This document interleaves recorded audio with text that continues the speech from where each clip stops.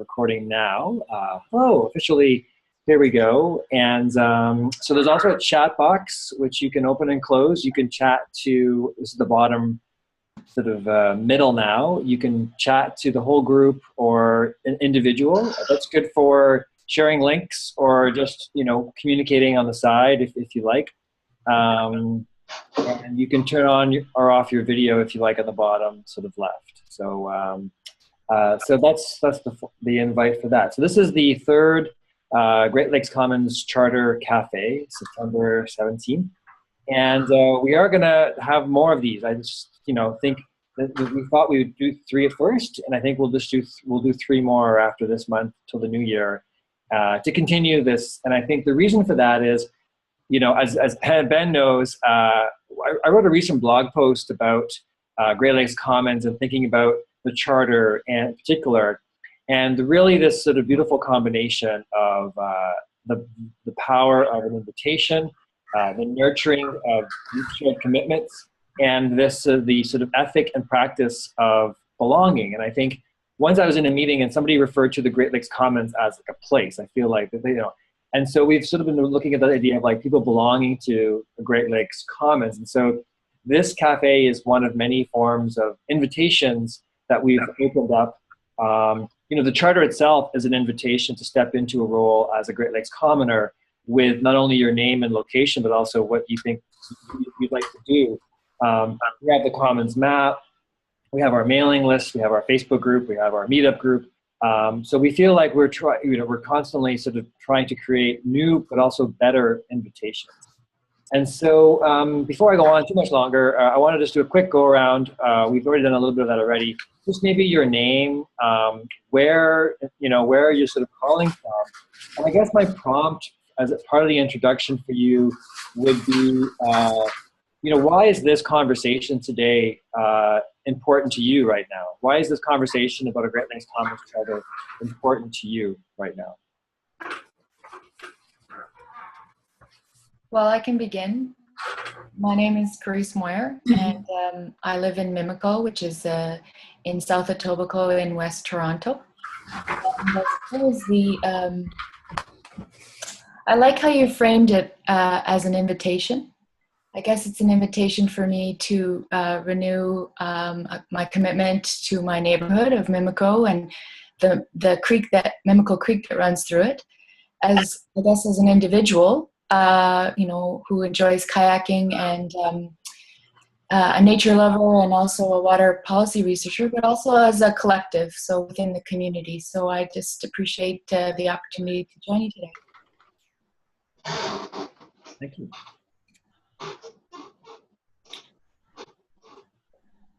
Anybody else? Well, I'm Janice from Thunder Bay, and yeah, our Council of Canadians Blue Planet Committee has been working to promote the Great Lakes Commons and the human right to water and fight the privatization of our water over the past 2 years. And we've met a lot of people and talked to a lot of people around the Great Lakes, and we really are starting to feel that bond that we all share. And the need for us to work together and protect the lakes. So we just look at this as a great opportunity.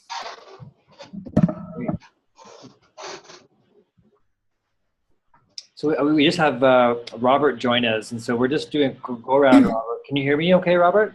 Yep. Okay, Can great. you hear me okay?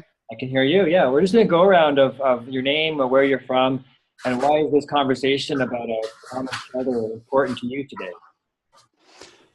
Okay. Robert from Toronto. I met Paul a couple of years ago at a meeting, and I got talking to him about the Great Lakes Commons and as well as the Great Lakes Commons map that he started. And you know, I feel it's an important initiative. The Great Lakes is a very important bodies of water, I guess, to the whole world, not just to Toronto or even North America. So I think it's good that we protect it as much as possible, and it certainly it does need some help. There's a lot of governmental issues and other industrial issues that we I think need to be addressed. So I'll I will do what I can to help out. I've helped a bit out with Paul on the map, not as much lately as I want to, but due to time. But I will continue to help out as much as possible, and I'm learning lots from Paul and from all you guys. So, Thanks.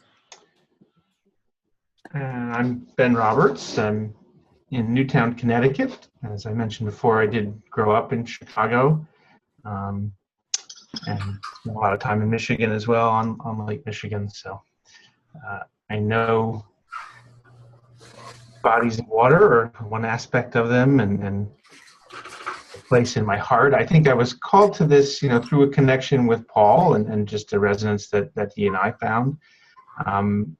And as someone who convenes conversations virtually and in person, and sometimes both, the theme of water just was coming up a lot for me earlier this year. I just felt kind of called to explore that further. And out of that exploration, well, I guess this is one of two pieces that seems to be potentially ongoing, another relating to journalistic outfit that does reporting on water issues around the world.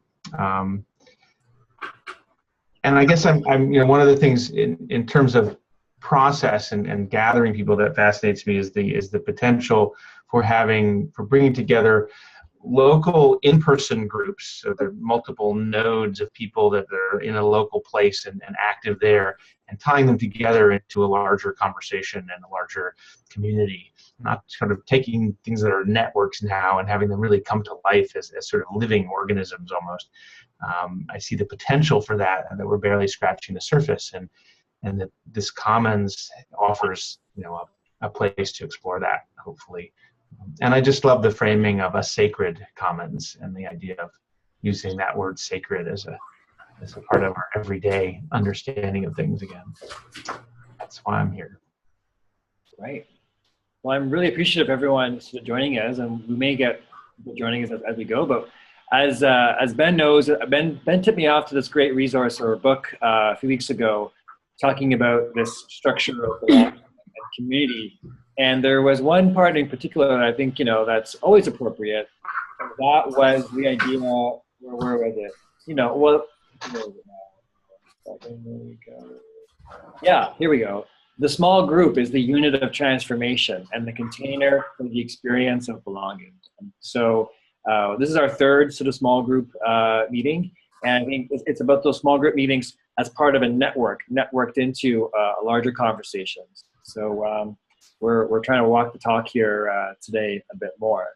The next thing I wanted to do was So I would encourage you to if you're not already part of our mailing list, or I keep referred to it twice now, this blog post about the belonging and see some of these themes around invitations. I would encourage you to leave a comment or let us know what you think. I wanted to invite some stories. I know that Dennis has been working, and so has Chris, on actually projects that are to protect the sacred and shared Great Lakes Commons. But I thought we would just start just like we did last time. Ben knows this. Just with a shared reading of the Commons Charter. Some of you may have seen it yesterday. Some of you may have been a few months. It's not a long document, but I did want us just to have the experience of reading it together before we sort of transition into why is this important, or what are we working on. I wanted to sort of close with ideas around how can Great Lakes Commons be a better container and catalyst for these kinds of conversations. What are people's needs around that, or what do they think could work better? But let's start with the grounding in the charter itself, and I think we'll go based on our geography. Three of us are in Toronto, so we'll see who's. But maybe we'll just do I'm on the gallery view here. I'm not sure if even Janice can see us. But when it feels right, just jump in. I'm going to share the document on my screen right now, so you can sort of see it and read it off there if you like. And I just want to ground us in that first. So can everyone see the charter up there? I can't see it, but that's fine, Paul. I can see you all, and I can hear you. Yeah, all I'm getting is, there it is. There it is. There it is. Okay. Okay, well, can anyone not see it? Okay, well, I'll start us off here. Actually, my things are all blocking. One second. Here we go. We're going to ground ourselves in this part here. Okay, so I'll start us off. So we, the people of the Great Lakes, love and depend upon our waters to sustain our lives, our communities, and all life in our ecosystem. Somebody else want to jump in? I will. It is therefore with growing alarm that we confront the painful reality that despite decades of efforts, the lakes are more threatened than ever. As people, it just moved there. As people from across the Great Lakes, we find this unacceptable. We cannot stand by while our waters are treated as an expendable and exploitable resource when we know that they are a source of life. Moved by a hope that we can yet create a thriving and life-sustaining future for our lakes, we step forward to take our responsibility to care for and act on behalf of these waters, our Great Lakes Commons. Seeing that the health of our waters is intertwined with our own health and that of generations yet to come, we are calling to assert a deeper connection and more powerful role in the future of our waters.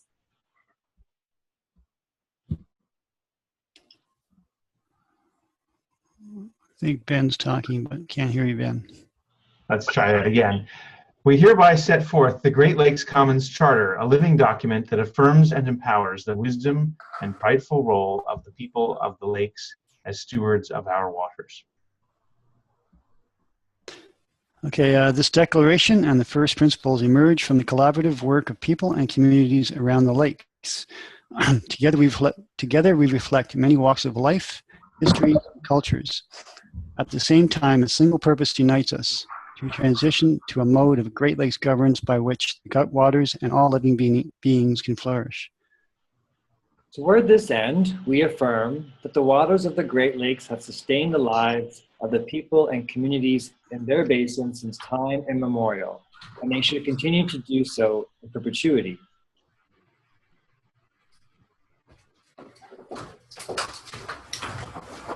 The waters, ecosystems, and communities of the Great Lakes are entwined and interdependent. Damage to any of these causes harm to the others.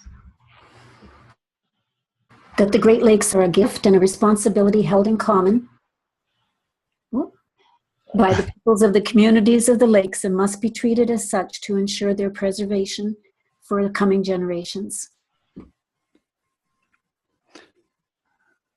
That the boundaries of states, provinces, and nations crisscross the Great Lakes, but do not divide their natural integrity. All decision-making that impacts the Great Lakes must place the well-being of the bioregion and ecosystem as a whole at the center of consideration. That the inherent sovereignty and rights of indigenous peoples are codified as treaties, and international agreements must be upheld as foundational to common governance.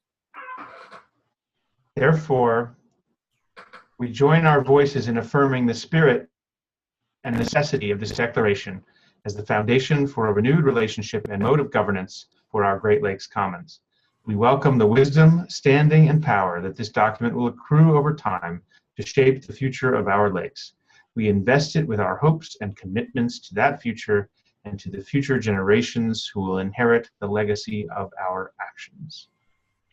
And so let's all say the last one messily together. Here we go together now. In signing this charter, we embrace our responsibility, individual and collective, to act on behalf of the waters and future generations. Sweet. So thank you, everyone, on that. Pretty smooth. We did that at our Great Lakes Commons Leadership Council gathering in Milwaukee in May. We had an event here in Toronto a few months ago, and we did a reading, and we did it at the last cafe. And this is a nice opener after we sort of do our names to sort of, re-ground us.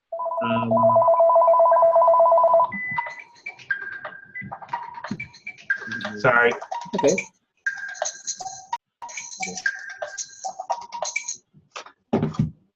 Oh. It's my birthday and my daughter was calling me. Oh, happy birthday. Oh, man. I will call her back when we're done. Oh, well. We wish you a birthday surprise. Wow, excellent. Or is she trying again now? I just muted Ben. That's fine. Unmute yourself whenever you're ready, Ben. No worries. You've done this part before. So I just wanted to ask those on the call, now that we've just read that charter together, what did that feel like for you? You may have seen that or read that to yourself and maybe even put your name to it. But what did that feel like reading it together, I'm wondering, for those new to this? What was your experience of that like? Well, I guess it gives us a common feeling of a common goal and a collective, I guess. We're not in it on our own. We're there's a lot, obviously geographically there's some diversity here. I know there's a lot of diversity not only around the Great Lakes but even around North America of taking care of this this bioregion. So reading it together, I guess, reminds us that it's. I guess the more people that are in it together, the better team we have to work with, I guess, and to deal with the problems, etc., and the issues. Thanks, Robert. Can everybody hear me okay? Like I can adjust my microphone if No, necessary. that's great. Sounds fine to me. We can hear you, yes. I would agree with you. I think it's more interactive than if we just read it, to ourselves. And that interaction is one step closer to action. There's some saying it out loud is a commitment beyond just reading it, I think. Mm-hmm. I agree. Cool. Well, thanks for participating in that shared reading. And we have a copy of the charter on our website where you can download it and fold it into a little zine if you're ever going to an event or you want to have one in your back pocket for a little ritual ceremony and wherever you sort of go. I know that Janice, you wanted to speak about your work in Thunder Bay, and so I will invite that now. And maybe if anybody else after Janice wanted to speak about their water work or their commons work, how they see the charter as part of that, and then I want to sort of move towards this idea of how we can work better together as individuals and as a community. Great Lakes Commons, with our capacity, and even the point of this call or this meeting is so that others can find and meet others either geographically or thematically. Me and Ben are separated by a lot of space, but thematically we have a lot in common. And in the last cafe, there was 2 other people from the Humber River watershed where I am, and we ended up meeting up about a week later to do a beach cleanup and to conspire some more ideas for some next steps. And so, you never know what can happen when each individual person's aspirations intersects and collides with somebody else's aspirations and energies. Truly the sum is more than the parts. And so we'd love to hear, Janice, more about your work in Thunder Bay with the Blue communities and Right to Water, and how any of what we just read in spirit or directly, reinforces and provides that context, that powerful context, hopefully, that you feel is worth your gifts. Thanks very much, Paul. I'm chair of the Thunder Bay Council Canadians Blue Planet Committee. The Council of Canadians is Canada's largest citizen group promoting social justice and environmental responsibility. Maud Barlow, the chair of the Council of Canadians, who you may have heard of, came to Thunder Bay in 2012 to promote the Great Lakes Commons. And a group of us were so inspired that we formed a chapter. There are over 70 chapters across Canada. And we chose a Blue Community project as our first initiative. And we enlisted more membership than what we had. We had 4 or 5 people interested, but we drew on youth, social justice and environmental groups, First Nations, unions. We tried to have a large representation of the community on our committee. In 2009, as you know, the United Nations recognized the human right to water, and the private water industry sells water to those who can afford it. So this is in direct conflict with the human right to water. Blue communities, and there's more than 20 in Canada, Europe, and South America, is the Council of Canadians QP initiative. Communities recognize the human right to water, but they're required to take action to promote public water and wastewater services, and they ban the distribution and sale of bottled water in their facilities and at their events. So I can just briefly let you know how we worked on this project. All of the information we gave out, we tied it into the whole concept of a Great Lakes Commons, and showing why this was an important step in that direction. In 2010, we tried to have the city ban the sale of bottled water, but Nestle thwarted those efforts. So we thought we'd try again, and we realized we needed to get really good, strong political and public support. So we sat down and did an action plan and identifying who, what, where, when, and how, and potential allies. And we developed a PowerPoint presentation, and we went around to all the different groups in town and provided them with sample letters of support, and groups such as teachers, nurses, churches, credit union, the Conservation Authority. All these different groups did send letters to City Council saying that they supported Thunder Bay becoming a blue community. We met with the mayor, who was at the time was the chair of the Great Lakes and St. Lawrence Cities Initiative, and he gave his wholehearted support. We met with all of the councillors, and they, for the most part, were supportive, but said they would reserve judgment until they heard from city staff. So we decided to meet with city staff to find out what their concerns might be. And we found out that the city had banned the distribution of bottled water in its facilities and launched a public awareness program about tap water.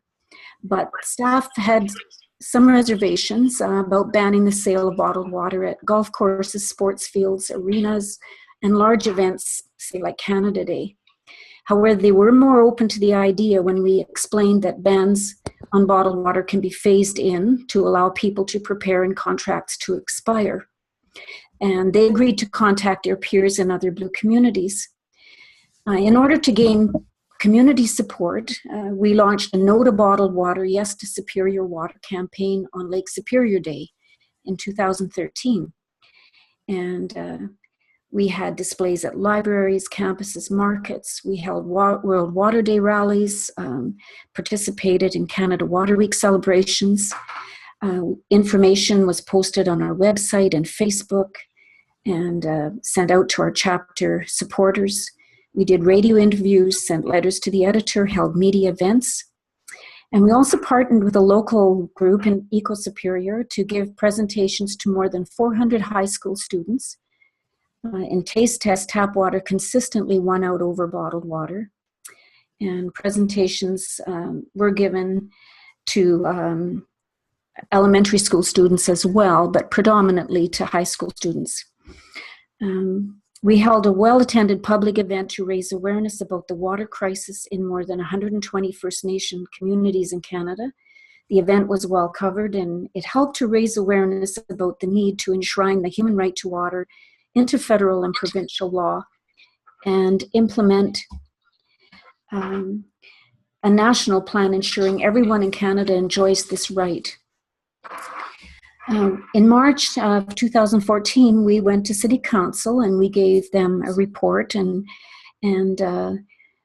asked them to make Thunder Bay a blue community.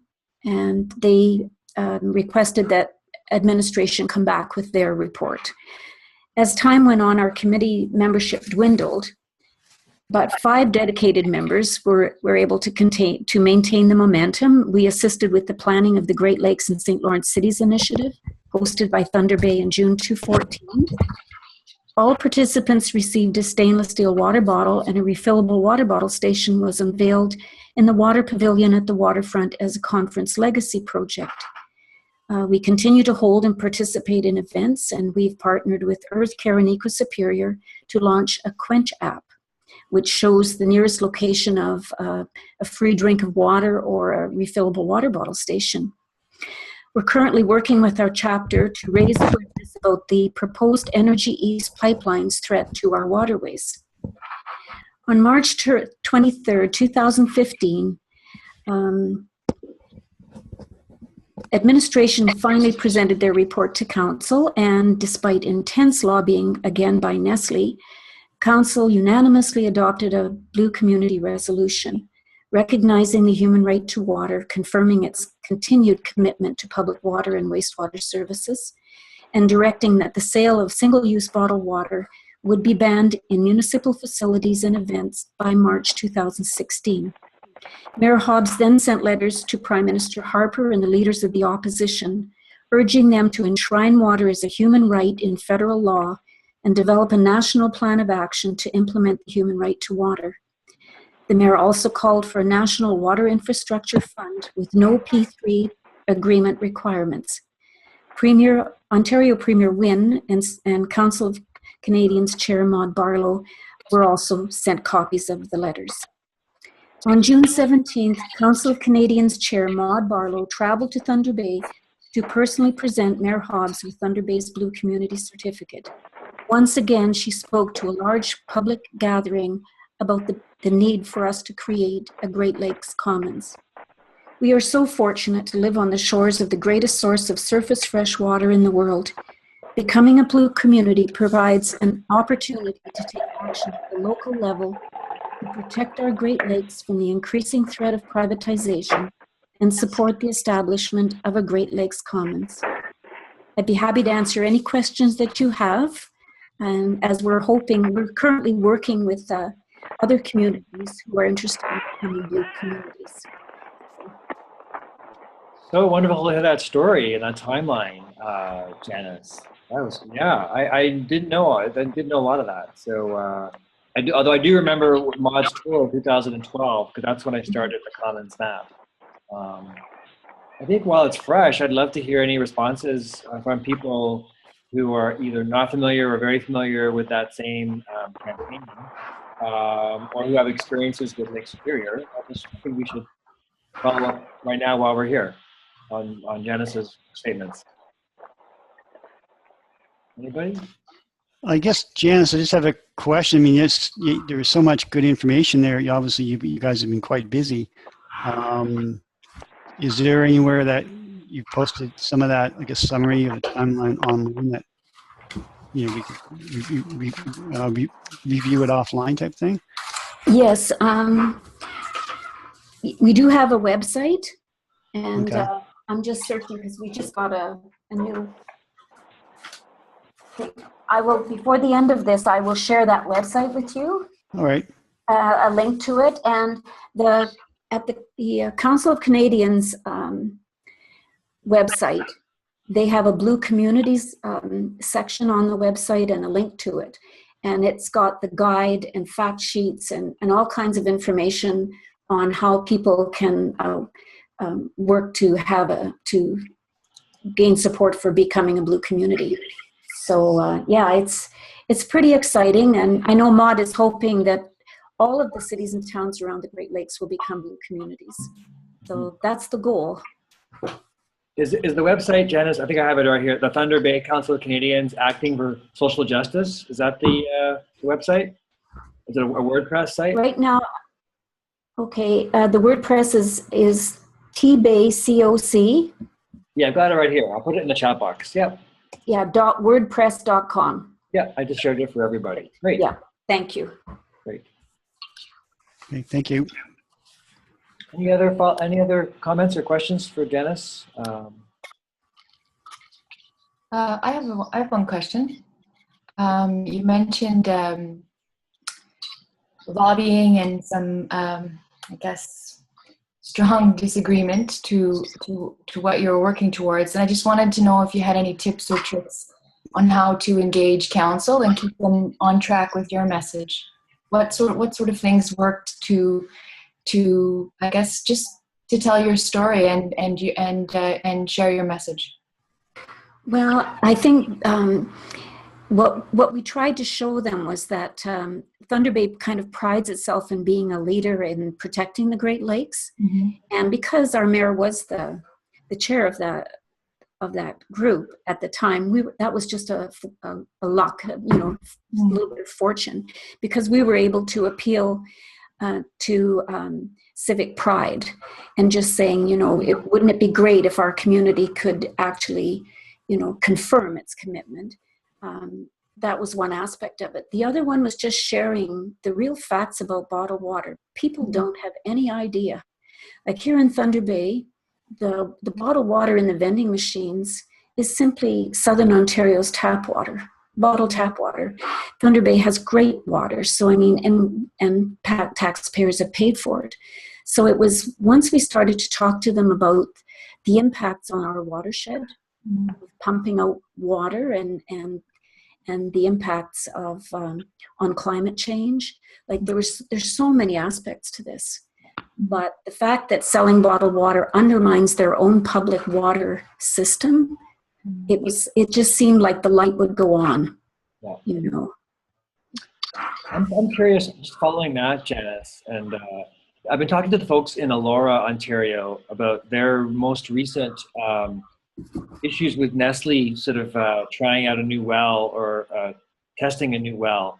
And that is the strategy, back to Carissa's question around strategies of communication with either council or the public.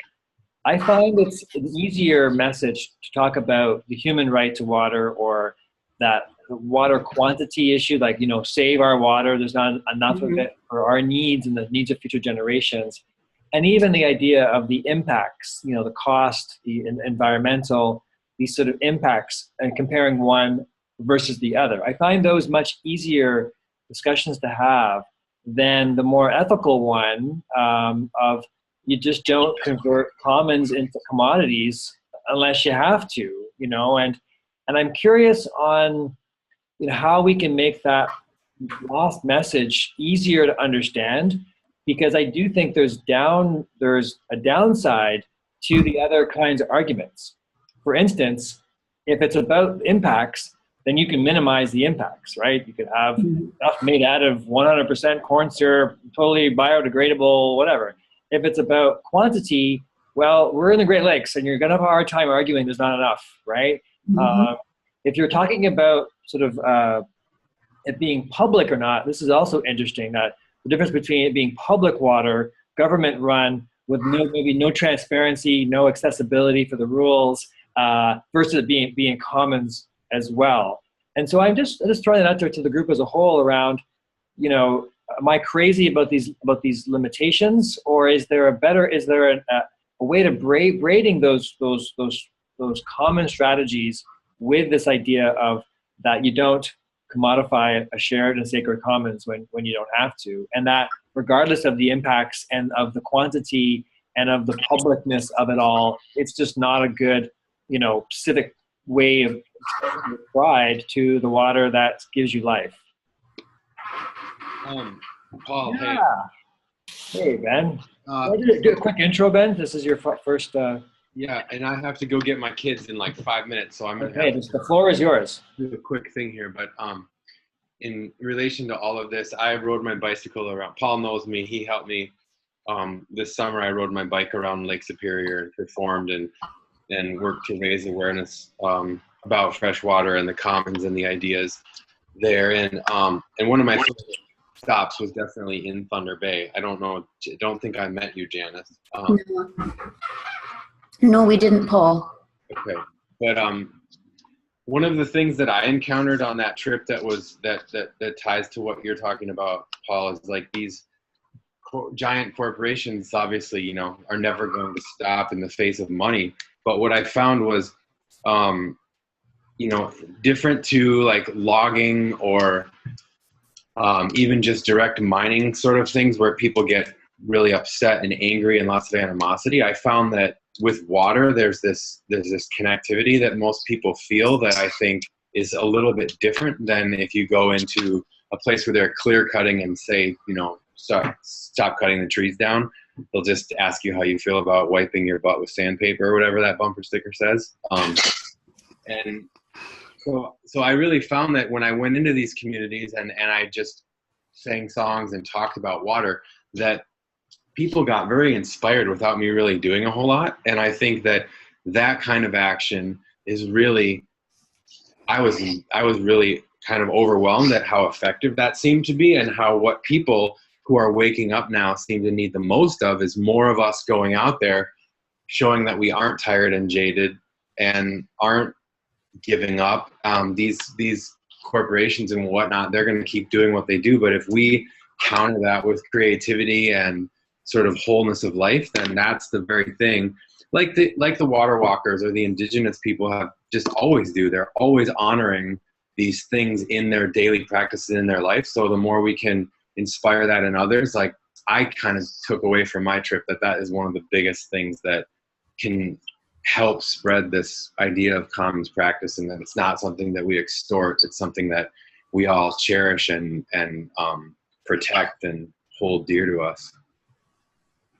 Well said. Yeah, and I think, and then that's why we've really resonated with artists like Ben, because we are trying to live that ethic, not just preach about it.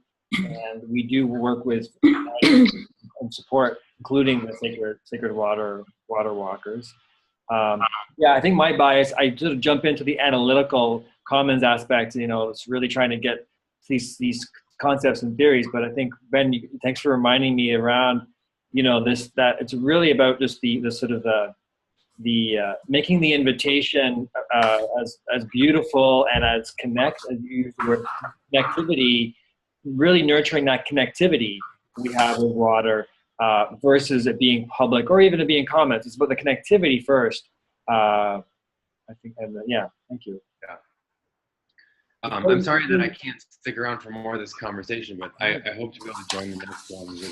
We're going to continue them for sure. Yeah. Will we be able to share each other's contact information at the end of this? So sure, I can share everybody's emails unless somebody has a problem with that. Yeah, that would be great. That'd be great. Great. Thanks, Ben. Hey, Ben, well, thanks for the window. Yeah. Yeah. Thank you. I'll see you again. Okay. And I'll share Ben's music stuff as well. Yeah. So. All right. Just to mention, Paul. Yeah, go ahead. I can really see what you're saying because we really struggled at the beginning. We started off just talking about the water commons and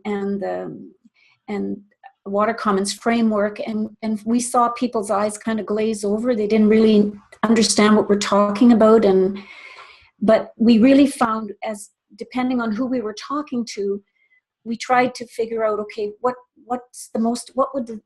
would be the best way to approach this with this group.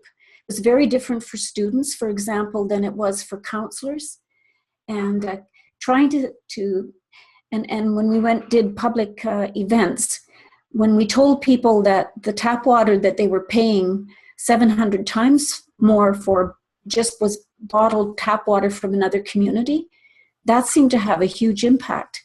I mean, there's a strong core of people in Thunder Bay who just love the lake and just want to protect it and do understand. And anything like what Ben did, any of those kind of things. Grandmother Mendaman, she's the one that led the water walks around the Great Lakes. So we invite her to do water ceremonies and things like that. And the city's now inviting her to do them as well. So people are getting the idea that water is sacred and it's a gift and all life depends on it. So I think it is very special, but we have to try to be practical. Yeah. Janice, a little bit of on the point you made about water, I guess bottled water being 700 times more the cost of tap water. I was thinking when Paul was talking earlier that people complained about the cost of gas. It's $1.10, $1.20 a liter.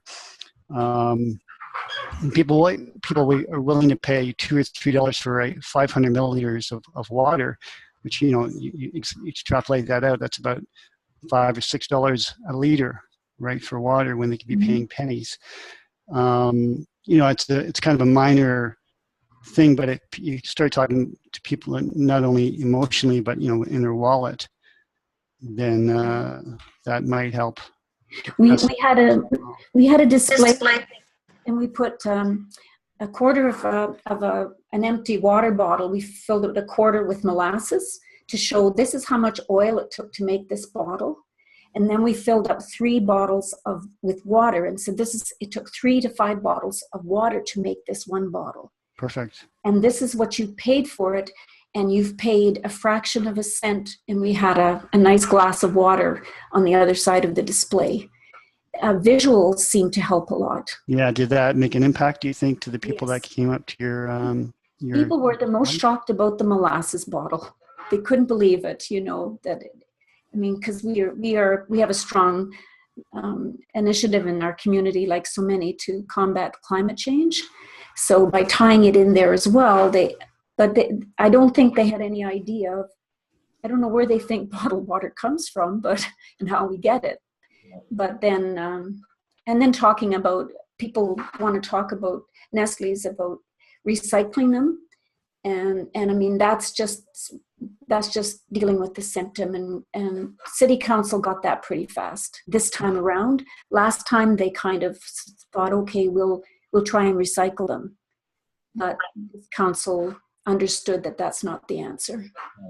No, it's a really good visual that you guys came up with. That's cool. So a quarter bottle of oil, or sorry, molasses representing oil. Yeah. And then 3 bottles of water, you said that it takes to actually make that 1 bottle of water.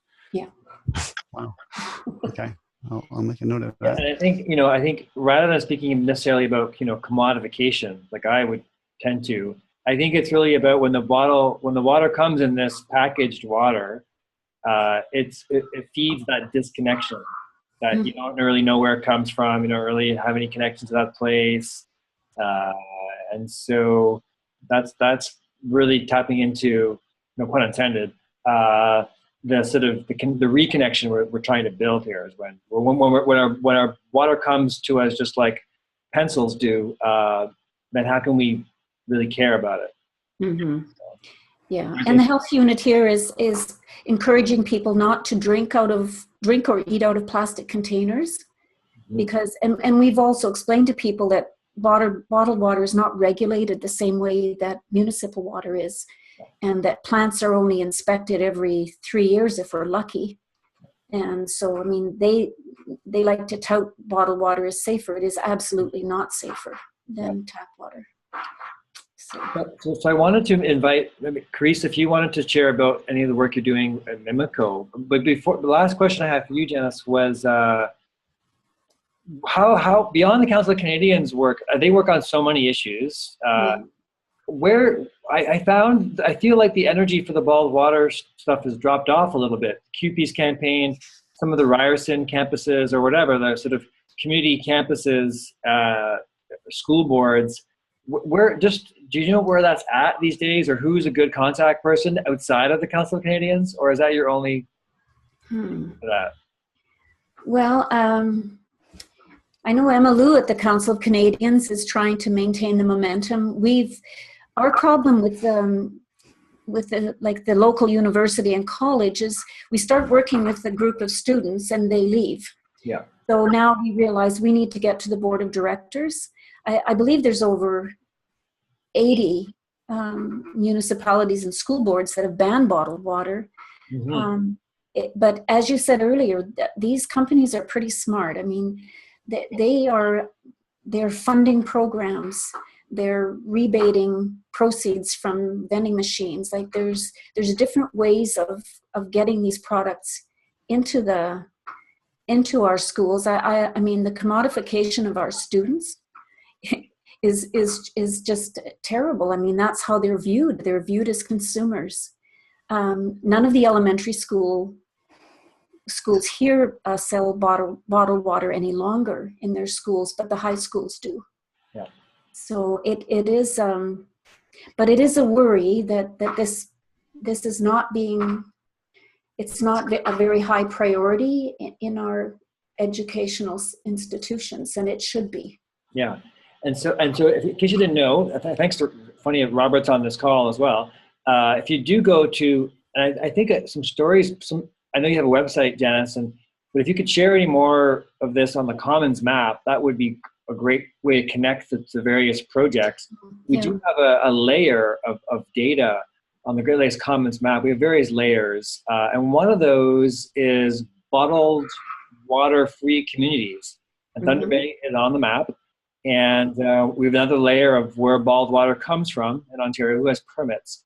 And so we are always looking for ways of visualizing and naming this either separation or this reconnection with water and activism. And so I would encourage anybody in Thunder Bay or in Toronto to see how that map could be useful in their campaigns to connect with other communities or to show that there's not just an isolated situation.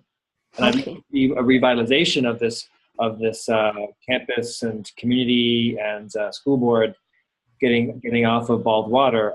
When I emailed the organizers about 6 months ago, it kind of had a dead end. So I'd love to pick that up. Anyways. Okay, thanks, Paul. Janice, do you guys have a picture of what that visual you talked about, the molasses and 3 barrels Yes, of water? I do. I can send it to you. Maybe you can share that with Paul, and might be Sure. something that I'll send it to Paul. You can and or put it on the map, and then we'll all see it. Yeah, or exactly. Email is good too, but the map is a public education or a story. Anyways, we'll talk about that later. Yeah, that's a great visual that might get the point across quite well. So. Okay. What's happening in Mimico Creek there, Chris? Great. Well, I'd like to sort of try to tie it to what you were saying about the umbrella concept of commons versus like discussing impacts. And so I like the point that was made earlier. I'm going to say Robert, but there's Ben Roberts too. So it was a great point though. Yeah. Robert, that made that, different elements of a story touch different things like your heart or your purse string or health or an ethical point of view, that sort of thing. And so I guess I see the commons as a larger umbrella, not concept, but like approach. And then all of these elements that sort of bring us to that, depending on what's important at the time to us or that sort of thing. And so here in Mimico, I do water policy work, but I live in a watershed, and I wanted to sort of bring the story of Mimico Creek to life, help tell that story, both past, present, and future, through visualization. So I'm glad we were talking about visual things, and I wanted to create a small map for myself. I know it's a modest contribution, but it is something that I'm interested in, visualizing water data and also water narrative and photos and whatnot. So as something that could be nested within the bigger commons activity,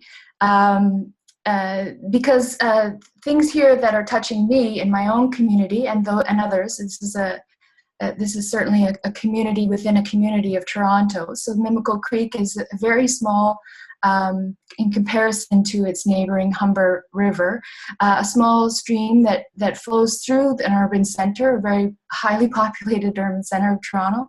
And it's actually transformed in many, many ways over the last 8 years since I've been here, in terms of intense condo development, in terms of other stressors. And wouldn't it be cool, I thought, if we could kind of bring this together in a visual, a map, some ways of telling stories. Even myself, I started to learn a bit about benthos, which are the bottom dwellers, the bugs and the animals at the bottom of a creek. And this summer I certified and learned more about who's there, what's going on down there in the bottom, and started to wade through myself with a net, which is a fun endeavor. While you're kayaking, why not bring a net and see what's about? Not to disturb the area, but certainly to to begin to look underneath the layers, right? I often look above, and I wanted to see what was below. I felt like, oh, I don't know much about what's under the creek. And so that's really, as I said, a modest contribution, but something I'm looking towards doing, looking into the past of what the creek used to look like, seeing it today, and then maybe in some way inspiring a vision for the future. With the help of the community and organizations working here, certainly I'm one of many individuals who care about Mimico Creek. And so I see this nested within the Great Lakes Commons, which is nested, or there's the Toronto area nested within that. And so I see going down and picking those layers off and seeing, even going down to the bottom of the creek, what can I share through visuals that will inspire behavioral change, perhaps policy change, but certainly stewardship at a local level. Okay. I got so many questions. I'll hold. I'll wait for anybody else first.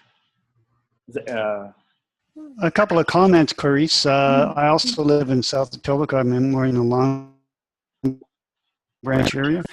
I know the area you're talking about. A lot of development going on right now, and a lot of future development planned, which I know the community is fighting tooth and nail, but not doing very well in that respect. So I know there is a potential for a lot of problems down the road, I guess, from overdevelopment. And also, have you heard of CFEW, CCFEW? Oh, yes. Clarice?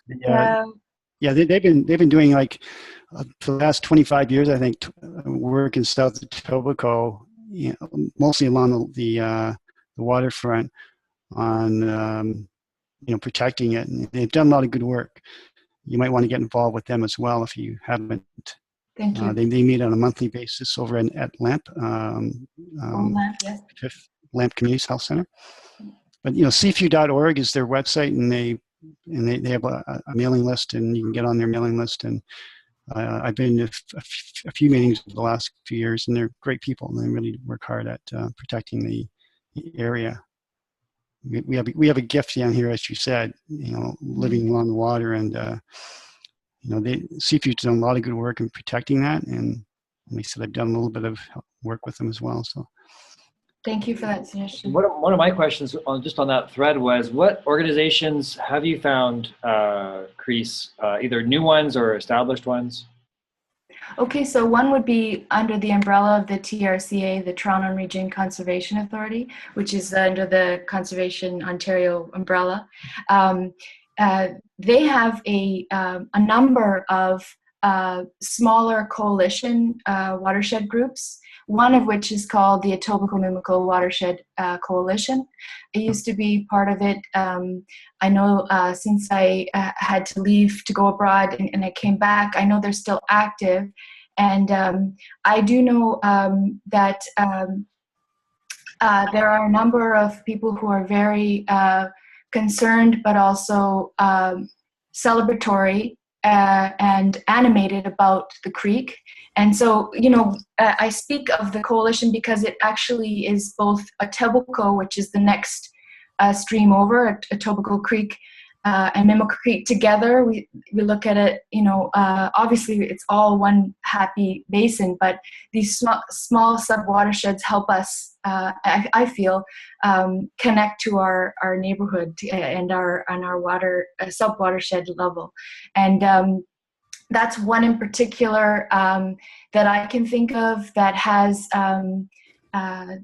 certainly has touched my heart in terms of their encouragement and their animation around protecting and restoring that creek, because it is actually quite a degraded creek. Even so, many of them are in urban centers, but it's extreme with that creek.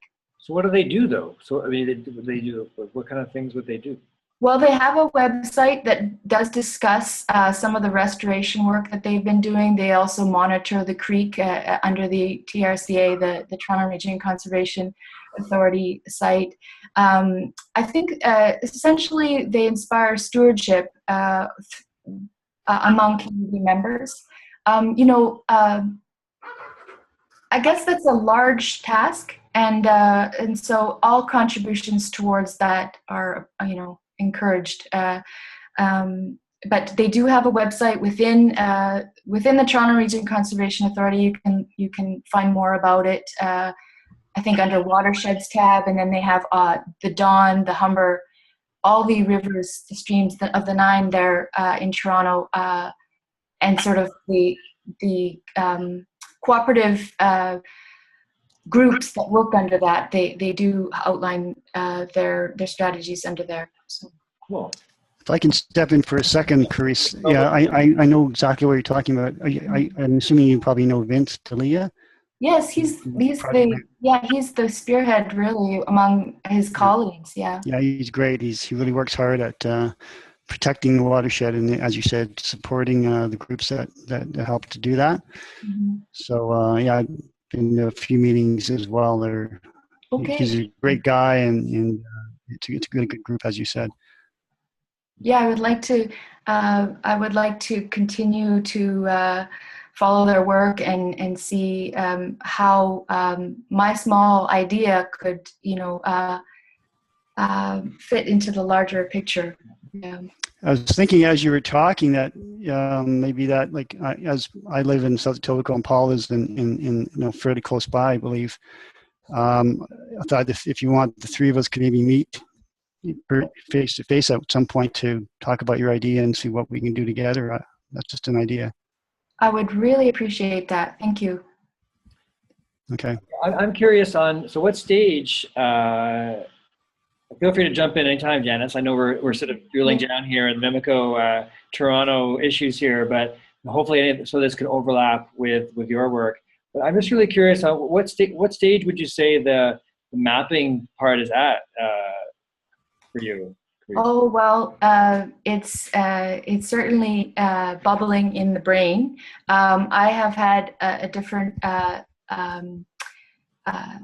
concentration or focus with the contract that I just finished up, and I was just mentioning to you that I'm finishing beekeeping season, so it's sort of my next thing once the summer officially closes for the bees. But I have been thinking about this for some time. I have a lot of different materials and things ready, and I've sort of sketched out a map of my own elements of what I think could be included, but I have only started to talk to others about it recently. So unfortunately, it is where it is in the flow of the concept, the idea. Well, last time I saw you was at the Toronto Green Community and the Rivers Rising thing. Is there any potential? Because they're looking at stories and watersheds. So Helen Mills is the one very fine individual who's working on the Lost Rivers campaign, and just to fill everyone in, the idea is to expand that to Rivers Rising or Rising Rivers, which is an idea of telling stories with First Nations, with First Story, which is an organization that helps tell the story of Aboriginal experience, past and present, in the Toronto area. And they have, I actually have mentioned the idea to Helen. Is not a buried river, but one could consider it a lost river in its quality degradation. So we have talked about it. She's actually sent me some materials related to the history of Mimico. So I thank her for that. And certainly if we could maybe bring her into a discussion, if you're willing to expand the idea, she's a wonderful individual. Yeah, I can really see the advantage of us having layers on the map where people can hook up with each other. And like here in Thunder Bay, we have a lot of streams and rivers flowing through our city.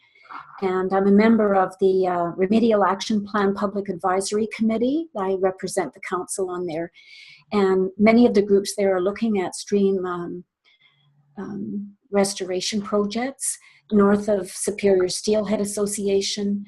Now the Eco Superior environmental programs, they're part of the Green Community Initiative, and Lucy Lavoie is there's a person there that has been working very hard on stream restoration. So I think the ideas that you've put forward, Carice, they sound very exciting, and I think they'd be interested in them as well. Okay, thank you. Who knows here? So I'll throw in another layer. So on our last cafe, the West End folks got together, as I mentioned, and I went out cleaning up bottles out of East Humber Park or whatever. And I started thinking about how do we connect the dots? How do we get more people involved? And we did a cleanup, and then a few hours later, I saw a woman walk by with her dog, and she was doing a cleanup on her own. And so how can we communicate and really build on these acts of commenting that are happening all over the place, but they're not called that, they people don't know each other. And so there's an organization called Park People. And especially for Janice, Park People is a Toronto-based organization in which people can take greater levels of ownership over their public parks as ways to, converse with the city around public property in terms of facilities and park uses, and feel, again, a greater involvement in that. And I think that's a good example in which there's a difference between a public space that the city manages on your behalf and one where you feel you have a level of input and responsibility to making sure that that space is flourishing as a commons. And so so what's interesting is the Humber, all the beaches along the western part of Toronto are parks, and none of those parks have what's called a friends of group, friends of, this park or that park. And how because I believe Park People as an organization is very much a commenting organization. Obviously conversing with the official governing bodies, but also trying to step up and give tools to average people. So when they have time and on things that they care about, there is a process and a real community spirit of let's do this together. And I'm wondering about for parks that border watersheds, especially Lake Ontario, but could be ravines as well. How could Park People be in that sort of organizational model, a very sort of grassroots, not necessarily environmental per se, but again, commenting as its first thing, to really connect various people picking up garbage by themselves or connecting. I jog by the volleyballers at Sunnyside all the time. I have no idea how to sign up for volleyball or what time of the year that closes. There is no, beyond the City of Toronto website, which is terrible, there is no way of knowing about all the different activities, groups, uses, impacts of your favorite place. And so how could a map with a Park People sort of structure really bring, again, that nested Great Lakes Commons to these local parks, while also extending the Commons language into the public space Park People kind of activism. So didn't know if anybody had worked on with Park People, or if we could maybe seed that idea now and see what takes root. But Paul, did you say that there are none? No local groups. I think there are local groups that I know of. Like for example, there's like 70. Sorry, there's like 100 parks in Toronto. Yeah, 50 or so have a friends of like a okay, so a good percentage of them do. But very few of those are actually on water bodies. Take a look at there's actually a map. You love maps, Robert. There's actually a map of all these different friends of groups, which are amazing. And many of them are new. They've been around only a couple of years. But there's one for the three parks along the western beaches of Toronto. I don't even think there's really an official one. There's maybe one for all of Woodbine Beach. And so, I'm not sure. I haven't got it right in front of me. But I'd be curious to see what's in Mimico, or again, the borders of Toronto overlap. And Mimico overlaps with just Toronto. But anyway, as a model, I think it's an interesting way of drilling down to get people involved. Back to Janice's campaigning around, using the chapter model of Council of Canadians has been their strategy. Council of Canadians has capacity, has an ideology, has an ethic of social justice, which chapters can connect around. Well, but they're not necessarily about as place-based as park people. So just throwing out ideas of like how to either build partnerships or figure out structures without recreating the wheel, which gives people a foot in the door of taking care of water in new ways. Yeah, that website you're talking, or that map you're talking about sounds interesting. I'd like to see it if you can send me the link to that at some point. Sure. Yeah, but I know, for example, I mentioned CFU earlier. They're the acronym is short for Citizens Concerned for the Future of the Etobicoke Waterfront, and I said they've been active for 25 years. Friends of Sam Smith Park, FOSS, is also an active group. Sam Smith Park is basically a Kipling and Lakeshore area. Like it's a huge, it's where Humber College Lakeshore campus is. Mm-hmm. That actually sits inside Sam Smith Park, and it's a huge park that sits on the water. There's no beaches. I wouldn't call it beaches, but it does sit right on the water. Those are two I can think of off the top of my head, but anyways, that'd be to see that map you're talking about. Yeah. I'm just thinking that maybe we can connect GLC with those groups somehow. I don't know why I haven't thought of this before, but because that's what these cafes are all about. But maybe we can connect the Great Lakes Commons with these local groups a bit better. And map would be a great idea. Speaking of other maps and other ravine initiatives in the city, I am conscious of that we're focused on Toronto. I hope that's okay for everyone. But just to quickly add, there was another initiative called Love the Ravines through the Greenbelt Foundation, who encourages engagement in terms of photos and whatnot to celebrate the ravines, but also a campaign around a call to action to protect the green belt, which is the area that green space around Toronto, to simplify things. But there's also the City of Toronto is working on a ravine strategy. They had a public engagement session to sort of spearhead this, or to set it off, which is something to look forward to, as well as maybe some of these organizations, including us, would be interested in providing feedback and engaging in that process.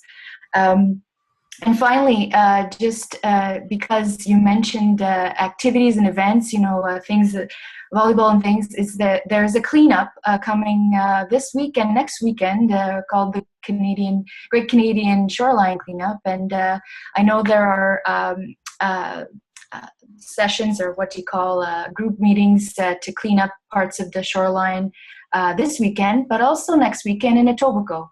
And if you want Marie Curtis, which is on the Etobicoke Creek mouth on Lake Ontario, is having one of its cleanups next Saturday. So I'll be there if it was of interest. So I know that's quite a bit detailed and just focusing maybe too much on Toronto, but it is something that I'm passionate about, and I see a connection here, and I hope we can meet in the future. This is Ben Roberts. I've been here listening mostly, and I'm also really tired, I have to confess, so I had to go outside and lie down. I've been drifting in and out, but I latched onto something at the end. That was you, Janice, talking about the cleanup in Toronto, or Carice? No, Carice. Carice, yeah. So I just want to say first that, looking at this kind of a little bit from the outside and maybe bigger picture, that I think all these little things are crucial and not to be sort of apologized for or undersold. Okay. It's the aggregate of all the little things, I think, that, that maybe what changes. I know we sort of hear these stories that it's these really big, massive, coordinated campaigns that are necessary to shift the culture and, to change our whole perception. But I don't know. I think it could be, finding joy in all the little things. And I just had a thought about this particular cleanup. It sounds like it's not just specific to Toronto, right? But you're part of one that will be happening there. That's right. It's Canadian-wide, of course. Right. And So there's a guy I met in Montreal named David Zangwill, and he's doing he's got technology.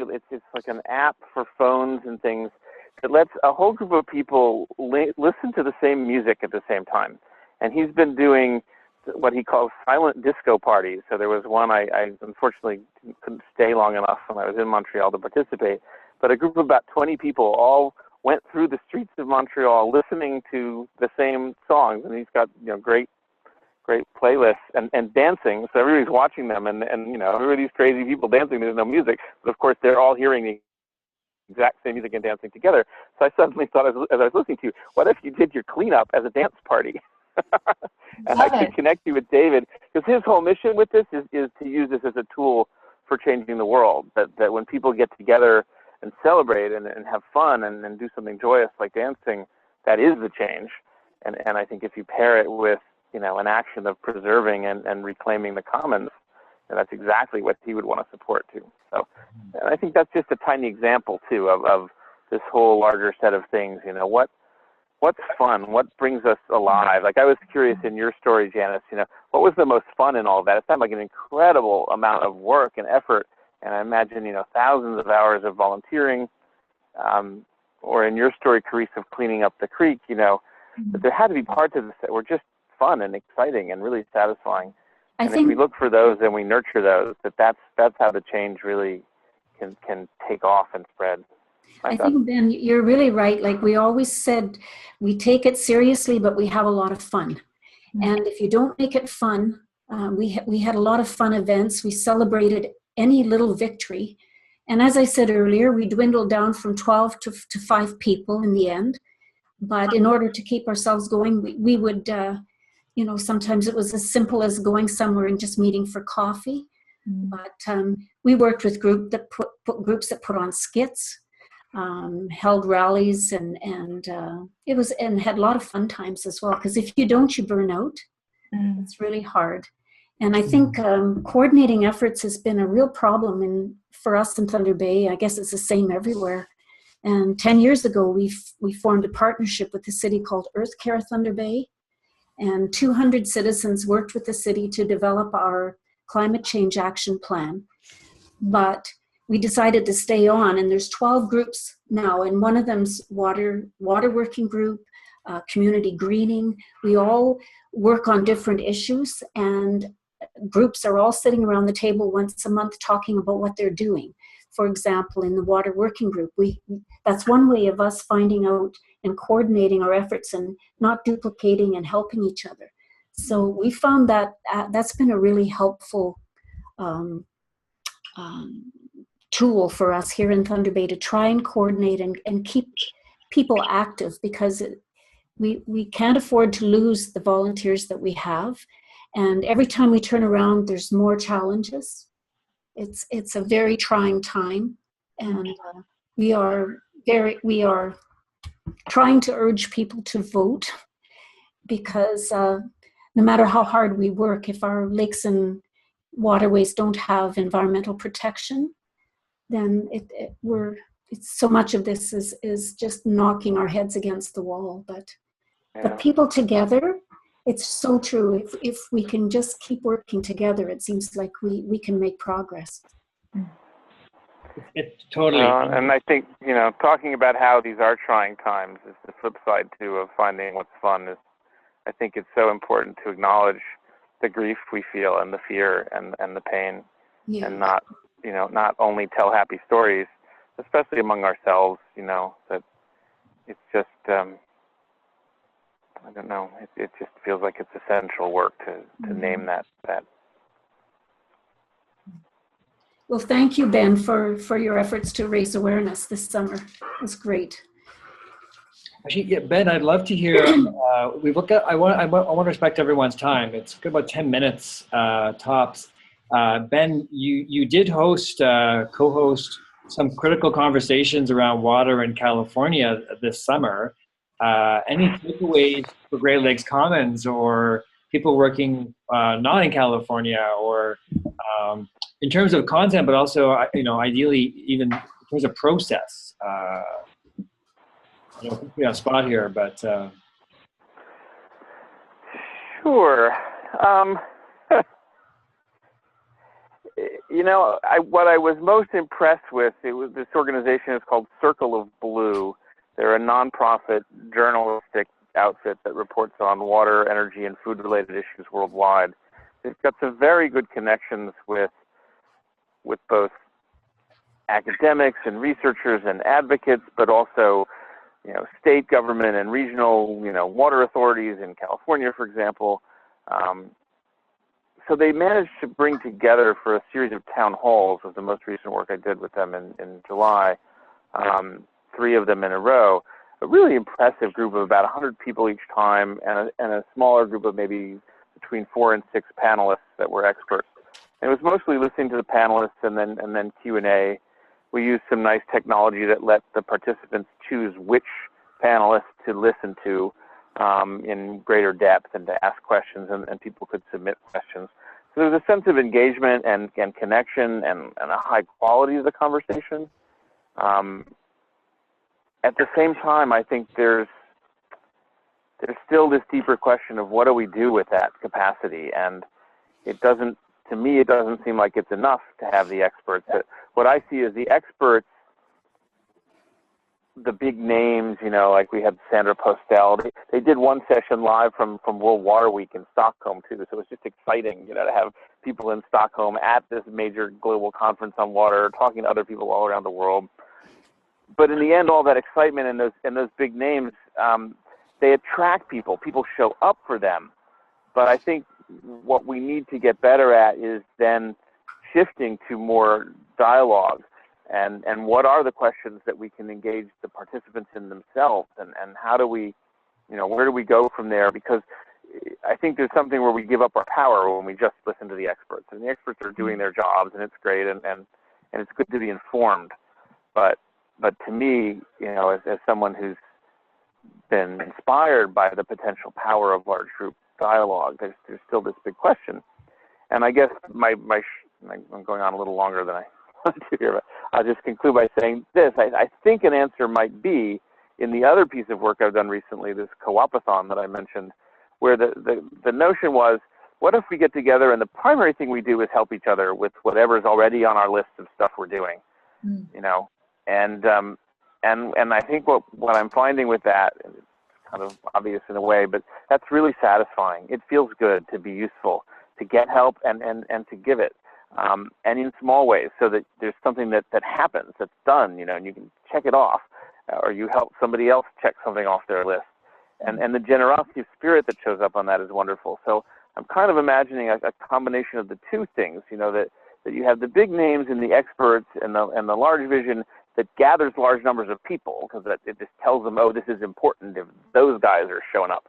But once you get the large numbers of people, don't have all the time be in deferring to the experts. Use a good portion of that time to have people help each other and celebrate what emerges from that. And I think new projects also come out of that as well. But that's, you know, anyway, that's what I've learned, I think, this summer.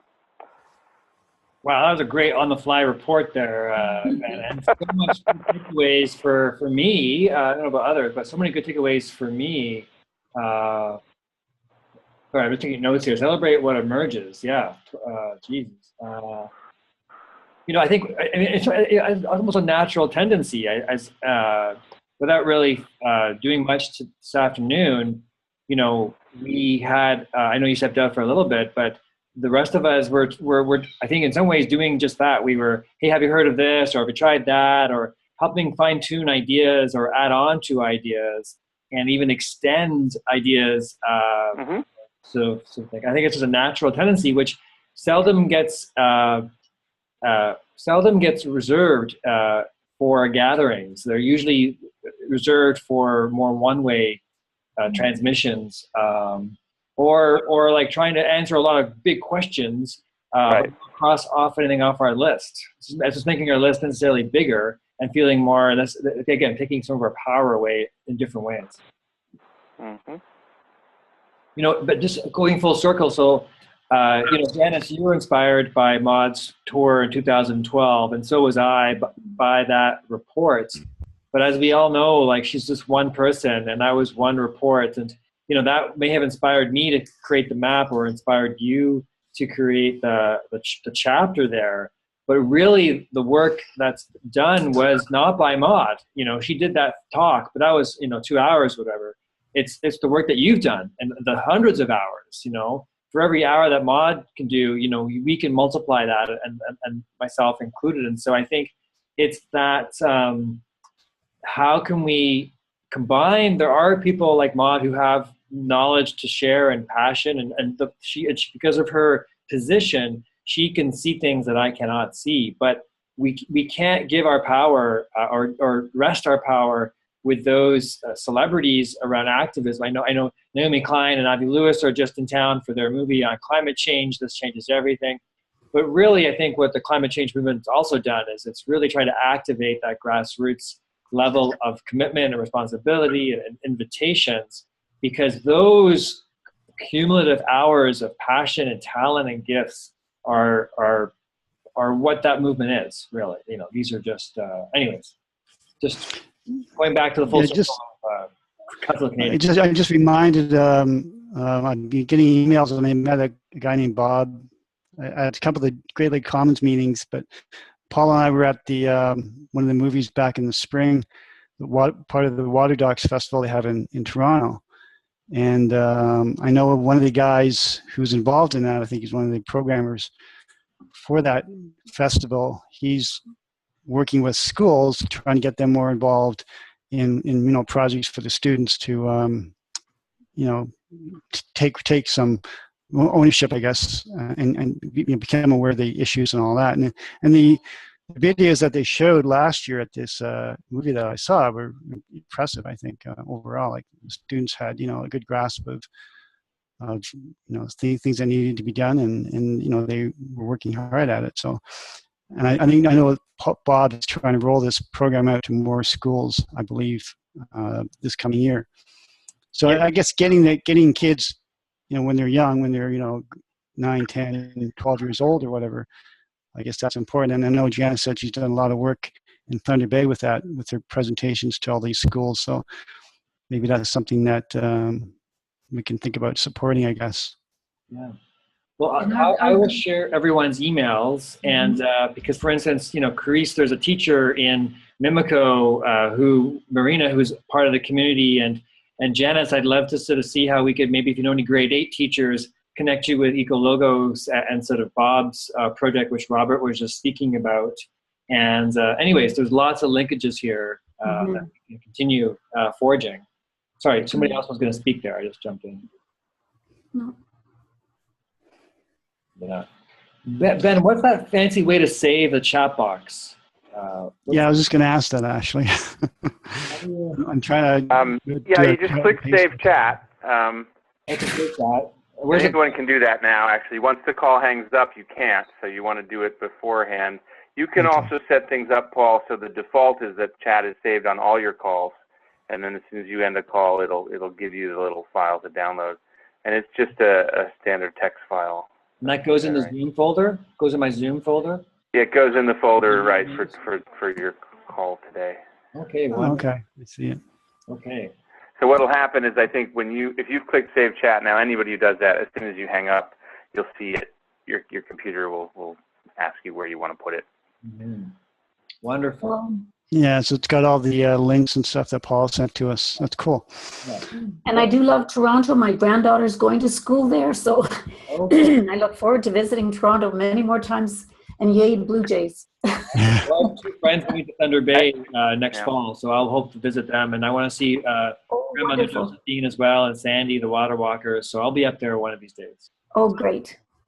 All right. Well, I'll post these video and our emails to each other. I'll update the blog post about these cafes, and I'll schedule 3 more until the new year. But I really want to say thank you to everybody for sharing your thoughts and reflections and stories. And let's keep this going. And big thanks. Miigwech. Thank you, Paul, for pulling it all together. Great coordination, Paul. Okay. This is a really interesting Zoom. Hadn't heard of until this meeting, so it's a pretty interesting meeting software package. Thank Ben Roberts to your right there. Okay. Yeah, you can have a lot more people on it too. So we have 15 signed up, so I'll email everybody who signed up. I'm making a list of all the RSVPs, and so people sign up for one, then they come to the next one. Or it's a beautiful day here. I don't know. but as you pointed out too, the small group, is special, and so with 4 or 5 people, you can have a very different conversation that goes much deeper into things. Yeah. So you have a different challenge if you have more show up, which you want, but then you really want to start looking at maybe a mix of breakouts and large group, or alternating, small group and large group calls, things like that. So. Like I've never had more than I think 8 on one of these, and I was a bit nervous today, to be honest, if we're going to have all these 15 people, of how my outline was going to work, but we'll cross that bridge when we get to it, I guess. It worked great. Yeah, I mean, I've just been doing these simple gift circle processes where we go around once and introduce ourselves, another time to make requests, another time to make offers, and then hopefully a little time left over to talk, and that takes an hour and a half. It's amazing. Just doing that with 5, 6 people. Oh, wow. Okay. It can be done more quickly, but people want to say more than, just natural and good. I like that. All right. Good to see everyone. And Janice, maybe next time we'll get your video hooked up, but we'll see you soon. Okay. Thanks very much. Bye, everybody. Yeah, everybody have a good day, good weekend. And Clarice, like I said, maybe we can get in touch. The 3 of us, Paul, you and I, can meet and talk about your ideas and stuff. So Look forward to it. Okay. Well, anyway, have a good weekend, everyone. Thanks again, Paul, for organizing this. No worries. My pleasure. Thank you. Bye-bye. Bye now. Bye. Cheers.